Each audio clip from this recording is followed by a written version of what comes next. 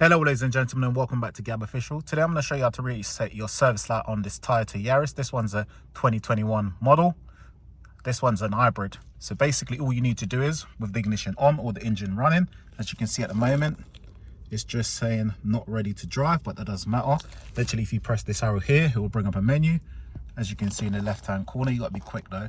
As you can see, it disappears. So you just press that button again, it will come up.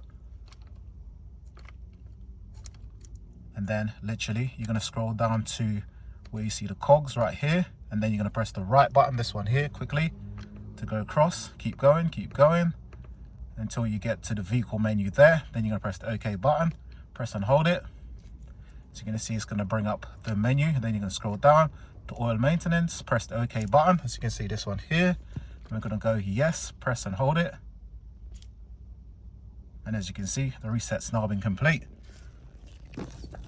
Thank you for choosing Gab Official. Please like, share and subscribe for further content on my channel. Stay blessed, keep on rolling. Boom.